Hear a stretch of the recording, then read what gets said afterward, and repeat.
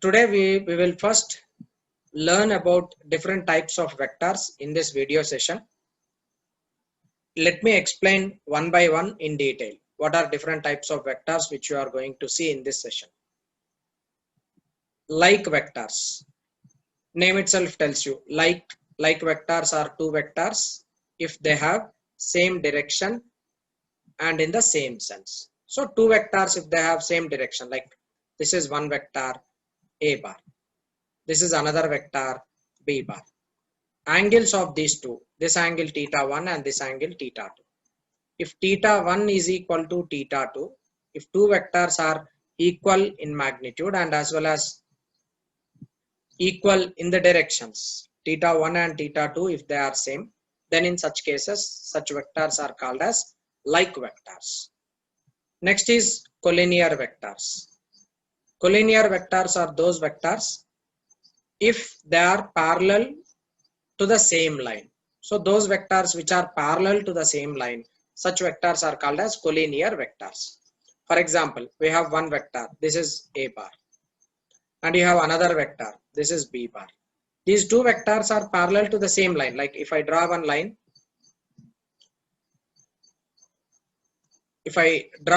anywhere which is a straight line, like for example, if I draw one line like this. For this line, A bar and B bar are parallel to each other. So therefore, such vectors are called as parallel vectors, or you can call them as collinear vectors, which are parallel to the same line. Like A bar and B bar, they are parallel to the same line. So this A bar, B bar, they are parallel to each other. So therefore, even they are also called as parallel vectors. Next, coplanar vectors. Three or more vectors are said to be coplanar when they are parallel to the same plane. For example, you have a plane like this. Let me consider like an XY plane. This is XY plane. In this plane, you have one vector. Say this is one vector A bar. And next there is another vector, say B bar. This is B bar. Let me take another vector, say C bar. These three vectors are in the same plane. This is plane X, Y, X dash, Y dash. It is like a plate. XY and X dash, Y dash, it is like a plate which is in the plane. Now in this plane you can have any number of vectors, A bar, B bar, C bar, D bar, any number of vectors may be there. If they are lying on the same plane, then it is called as coplanar vectors. Next, free vectors. Free vectors are those vectors without the effect of vector, like its magnitude and direction does not depend upon the position of its origin. Such vectors are called as free vectors. So if you are changing the vector from one point to another, from one position to another position, the magnitude of that vector and as well as direction should not change. Such type of vectors are said to be as free vectors. These are different types of vectors we have. And one more is unit vector.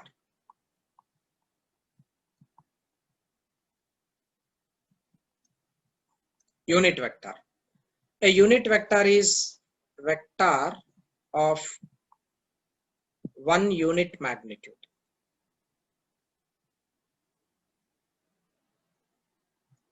A unit vector is a vector which has magnitude of one unit. Say for example, A bar is equal to 10 Newton, right? A bar is equal to 10 Newton. That means its length is 10 Newton is the unit, and this may be in east direction or west direction, any direction it can be.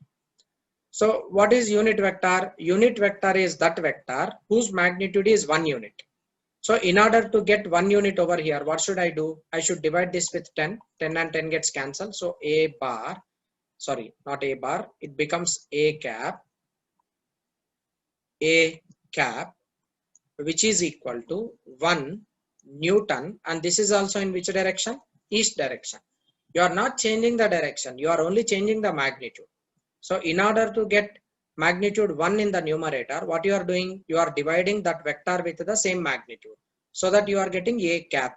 Read it as A cap. Okay, A cap is nothing but unit vector of vector A bar. So physically, like geometrically, if you want to represent it, I'll be showing you how it is. Say this is A bar. A bar, how much length it is? 10 Newton. That means its magnitude is 10. Now a unit vector of A bar can be represented like this. This is A cap. What is the difference between A bar and A cap? Magnitudes are different, but direction is same. Both have same direction, but magnitude is different. 10 Newton divided by 10 gives you 1 Newton. So A cap is nothing but 1 Newton vector. So whenever you want to represent a vector, you can write a unit vector as A bar divided by magnitude of A. This gives you unit vector in that particular direction. And whenever we are using Cartesian coordinate system, as I told you, this is x-axis, minus x-axis, y, and minus y. Now, when you want to represent vectors in directions x, y, z, then in such cases, we will be using unit vectors I cap, j cap, k cap are the unit vectors. These are unit vectors. And these unit vectors are parallel to x, y, and z. I cap is the unit vector parallel to x-axis. J cap is the unit vector parallel to y-axis. K cap is the unit vector parallel to z-axis. So whenever you want to represent vectors in x, y, z axis, you will be using I cap, j cap, k cap. That gives you the final representation of vector in 3 dimensions, or even in 2 dimensions, or even in 1 dimension. Simply you can use unit vectors I cap, j cap, and k cap. See, in the figure 1, we have like vectors. A bar and B bar are 2 vectors which are parallel to each other. Their angles are same. Theta 1, theta 2. Theta 1 is equal to theta 2. They are called as like vectors. This is A bar and this is B bar. Both are opposite to each other. Therefore, they are called as opposite vectors. This is A bar. This is B bar. A bar and B bar, they are opposite to each other, but their magnitudes are also different. Such vectors are called as unlike vectors. These 2 vectors, A bar and B bar, their magnitudes are equal and direction is also same. Theta 1, theta 2, theta 1 is equal to 0, theta 2 is also equal to 0. So these vectors are parallel to each other, their magnitudes are equal, they are equal in the direction.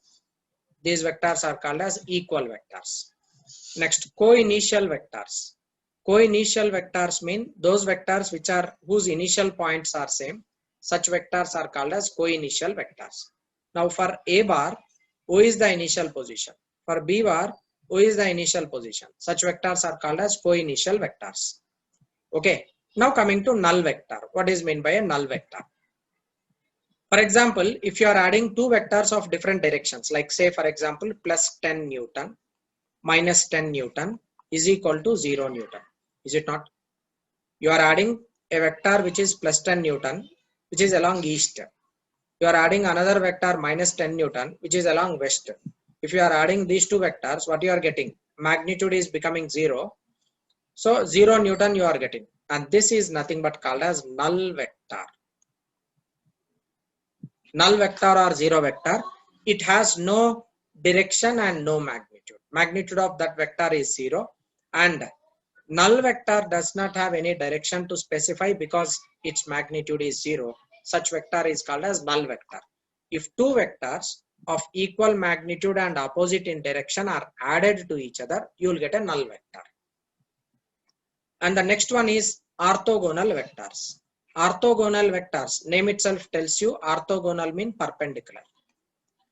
2 vectors, if they are perpendicular to each other, then they are said to be as orthogonal vectors.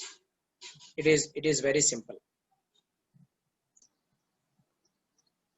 Now let us see in this problem what is being given to you. Just substitute, use those vector notations and find out the resultant. See now in this question, a man walks towards east with certain velocity. A man is walking towards east with certain velocity.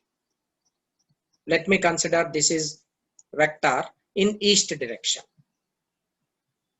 A car is traveling along a road with 30 degrees west of north. Okay, 30 degrees west of north, there is another vector, and that vector I will be representing with another color. This is 30 degrees west of north. So that means with respect to north direction, it is inclined by 30 degrees towards west side.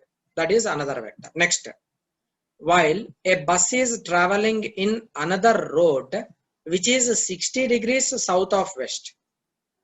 60 degrees south of west. That means from the west, it is going towards south by an angle 60 degrees. Right? This is another vector. We have three different vectors. Let me consider this is represented with V1, this is represented with V2, this is represented with V3. And angle here is given 30 degrees and angle here is given 60 degrees.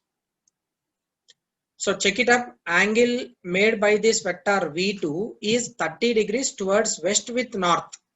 That is the reason why I am taking north. With respect to north, I am taking angle 30 degrees for this vector. Whereas in case of V3, see, it is mentioned 60 degrees south of west. So with respect to west, it is going 60 degrees towards the south. So that is the reason why 60 degrees it is making with west. So understand that carefully. Now you should find out angle between velocity vectors of man and car. So this is man and this is car and this is bus. I want to now find out angle between man and car. Just I'll use a V1 and V2 are how much angle between them? 90 plus 30 are 120 degrees apart. That is A. Next, angle between car and bus. Car and bus. This angle will be 60 degrees. 60 and 60 it is 120. So V2 and V3 are 120 degrees apart. Right, next, angle between bus and the man. Angle between bus and the man. So this is the total angle between bus and the man. And remember, it should be in anti-clockwise direction with respect to vector V1. So what is this total angle? 180 plus 60. 180 plus 60 is 240 degrees. So C is V1 and V3 are 240 degrees apart. V1 and V3 are 240 degrees apart. Addition and subtraction of two vectors. So how to add two vectors and how to subtract two vectors.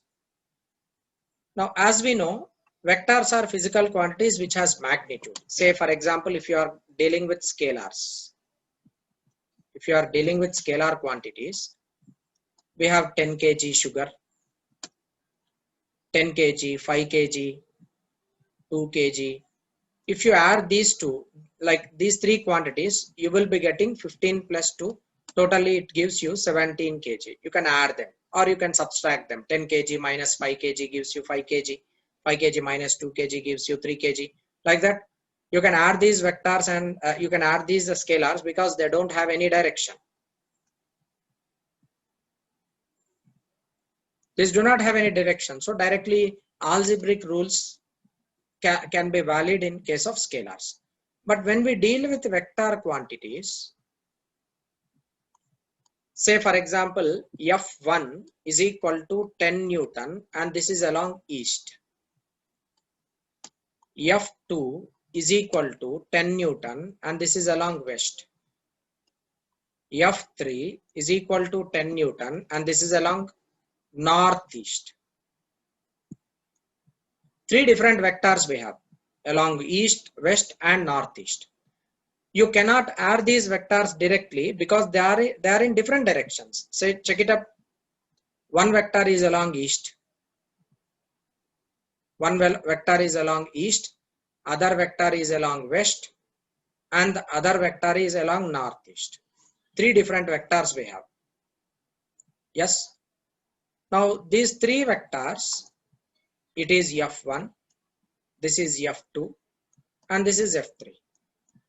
As these all are in different directions, you cannot add these vectors directly. You cannot use like 10 plus 10 plus 10, 30, 10 minus 10, 0, 10 minus 10, like that. You cannot add or subtract vectors directly without any vector rules. You should follow some vector rules and you should add them or you should subtract them. Okay. So if at all when we are dealing with vector quantities, in order to add them or subtract, we have different rules. Number 1, triangle law.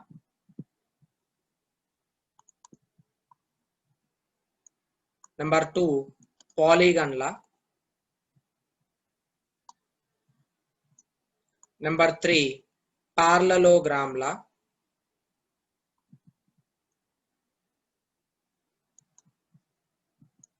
Number 4, joining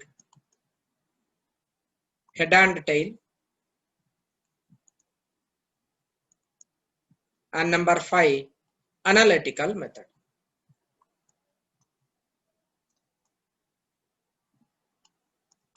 So these are the different laws which you can use in order to add vectors. Triangle law, polygon law, parallelogram law, and joining head and tail method, and as well as analytical method of addition of vectors. Mostly we will be using analytical method of vectors whenever vectors are being given in terms of I, j and k, or we will be using parallelogram law most of the cases, right? So these two are very important methods, parallelogram law and analytical method of addition of vectors. But I'll explain all these laws one by one. We will be learning about all these laws, but most important laws are parallelogram law of vector and analytical method of addition of vectors. Now, first triangle law. Let us see what is meant by a triangle law. We have two different vectors, right? One is A bar and the other one is B bar. We have two different vectors, A bar and B bar. What I should do now? B should be added to A. I want to add vector B bar to A bar. In order to add vector A bar to B bar, what you do is, this point is called as tail of the vector and this point is called as head of the vector. This point is called as tail of the vector. This point is called as head of the vector. As I already mentioned this in the beginning lecture itself, tail and head vectors. So in order to add B bar to A bar, what you should do? Take tail of B bar and add it to head of the A bar. Now take this B and add it to the head. Now just like how I have done here. B bar tail is added to head of A bar. You have got now A bar and B bar. So this is two vectors, A bar, and this is another vector, B bar. I have added B bar to A bar. So when you are adding B bar to A bar, these two vectors are forming two sides of the triangle, right? These two vectors are representing two sides of the triangle. Now the resultant vector of these two, when you add these two vectors, whatever the sum you get, sum vector is also called as resultant vector. It is also called as resultant vector. The resultant of A bar and B bar is obtained by completing the third side of the triangle. Now we have third side of the triangle.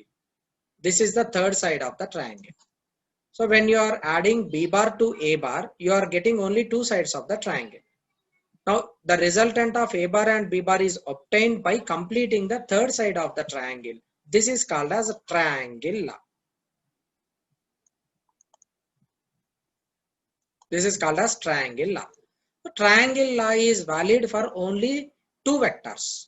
If more than two vectors are there, you cannot use triangle law, because triangle law finally will have only three sides. If two vectors we have, those two vectors will be representing two adjacent sides of the triangle. The resultant is the completed side of the triangle, right? Now this is C bar. I can represent C bar as A bar plus B bar, right? Now, similarly, what you can do is, in the first case, B bar is added to A bar. Now let us see A bar is added to B bar. What you do? Simply, you will be taking B bar. This is B bar. And next is A bar. You can take A bar. B bar and A bar, this should be added with each other, right? So I'll be first taking B bar. This is B bar as shown in the figure. Now what I am doing, I should add A bar to B bar. So for that, I am taking A bar, take tail of A bar, join to the head of B bar. It is, now this is tail. And where is the final head? This is head. When you are adding B bar to A bar or A bar to B bar, you are getting two adjacent sides of the triangle. The completed is the completed side of the triangle gives you the resultant vector. Now this is the resultant vector. And that resultant vector, you can write it as C bar. So C bar is equal to B bar plus A bar. But whereas in this case, how do you write C bar? C bar is equal to A bar plus B bar. In the first case, you are adding B bar to A bar. In the second case, you are adding A bar to B bar. In both the cases, you are getting the same vector, C bar. Right? So this is how you can use a triangle law and you can find out the resultant vector of two given vectors. Likewise, in the second example, you see, you have A bar and B bar. In order to add these two vectors, what you will do, if you want to add B bar to A bar, take the tail of B bar, add it to head of the A bar. Now this is A bar, tail of B bar is added to the head. Finally, you are left with one tail here and you are left with one head here. These two sides are representing sides of a triangle. These two vectors A bar and B bar, and the completed side will be giving you the resultant A bar plus B bar. This is C bar. C bar is equal to A bar plus B bar. So this is also triangle. It is valid for only two vectors. So if two vectors you have, you can just use triangle law and you can add those vectors.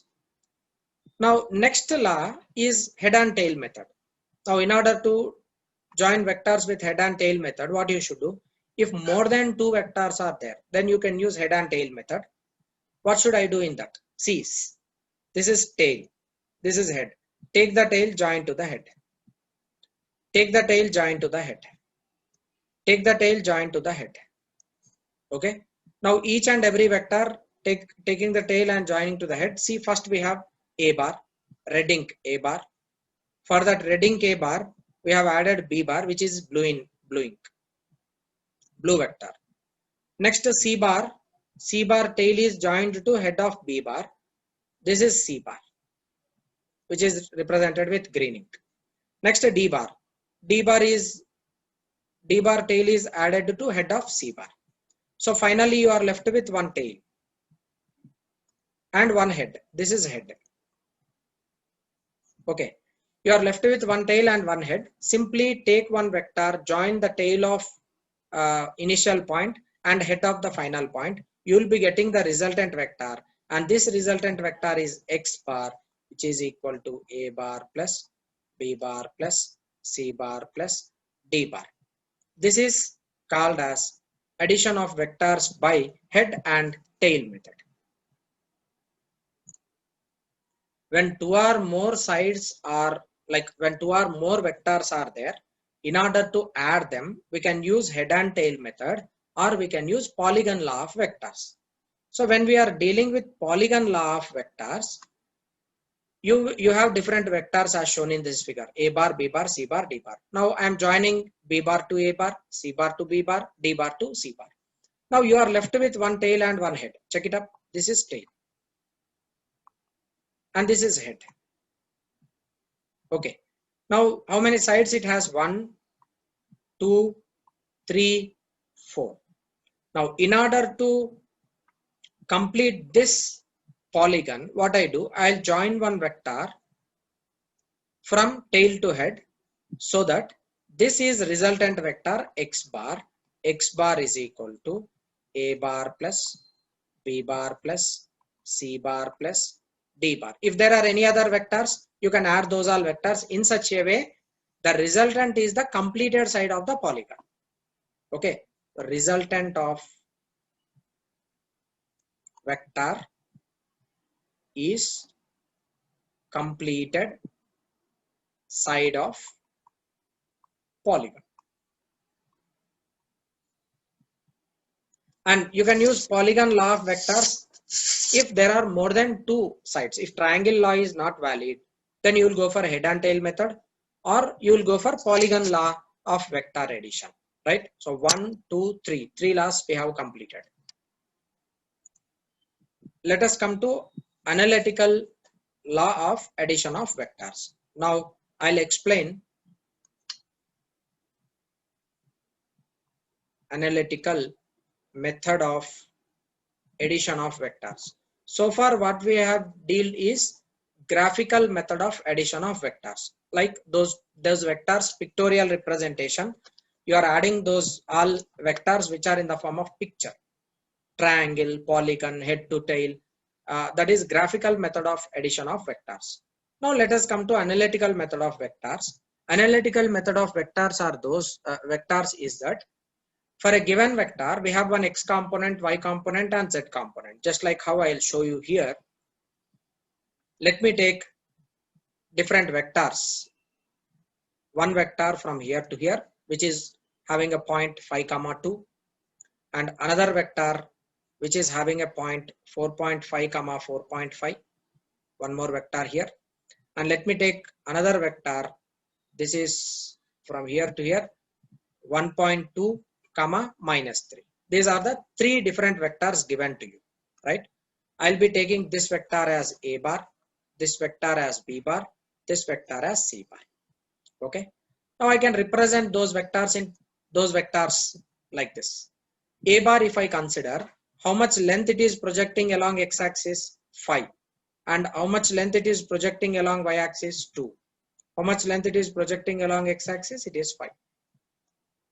Now, as I told you, along x-axis, you can represent it with unit vector I cap. Along y-axis, you can represent it with j cap. Negative x-axis, minus I cap. Negative y-axis, minus j cap. So I will be representing a bar like this. A bar is equal to, along x-axis, how much length it is projecting, 5. And as it is representing x, I will be writing it as I cap. Next, plus, along y direction, it is 2. And y direction is represented with unit vector j cap. That is a bar. Similarly, I can write b bar as minus 4.5 I cap minus 4.5 j cap. Because this is in the third quadrant, x-axis is negative, y-axis is negative, minus I minus j. C bar is equal to, it is along x-axis, it is 1 by 2. 1 by 2 I cap minus, along y direction it is minus 3 j cap. Okay, we have three different vectors, a bar, b bar, and c bar. For all these vectors, we have x components. X component of a bar is 5i, x component is minus 4.5i for b bar, and for c bar it is 1 by 2 I cap. So in order to go for analytical method of addition, add all x components and y components individually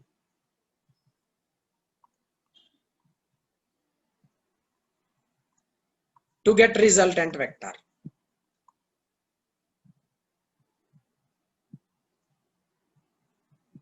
So to get resultant vector, I'll add these all. Now let me consider x bar is equal to a bar plus b bar plus c bar. Substitute a bar, b bar, c bar here. This is equal to, I can write it as a bar, b bar, c bar. I am writing it as 5i plus 2j cap minus 4.5 I cap minus 4.5 j cap. Next, plus 1 by 2 I cap minus 3 j cap. Now add these all I components you can add. Here it is 5i minus 4.5 and 1.2. So this gives you 5 minus 5i or 5 minus 4.5 plus 0.5. All of them are along x-axis I cap. Next, plus 2 minus 4.5 minus 3, all of them are along y axis. This gives you 5 minus 4.5 is 0.5 plus 0.5 plus 0.5, that gives you 1 I cap. Next, 2 minus 4.5 minus 3 minus 7.5, so this gives you minus 5.5 j cap. Okay, that is x bar. Am I right? Minus 4.5 minus 3, it is minus 7.5. Minus 7.5 minus 2, that is 5.5. 5.5 j cap. So what is the resultant vector? X bar is equal to I cap minus 5.5 j cap. This is the resultant vector. How to represent this vector? Take these points. X comma y is equal to 1 comma minus 5.5. Now mark one point with 1 and minus 5.5. Where will be that point? You can represent that point. 1 along x-axis, it is 1. Along y direction, it is 5.5. This is 5.5. This point is 1 comma minus 5.5. Now just join that vector. That will be the resultant. I'll join that vector from here to here. This is the resultant vector. Okay, and this vector, it is x bar. So x bar is equal to I minus 5.5 j. This is the resultant vector. Like this, you can take all x components and y components individually and add the resultant, add those all, so that you will be getting resultant one vector. This is the way you can add vectors by analytical method if given magnitudes along x-axis and y-axis are known to you.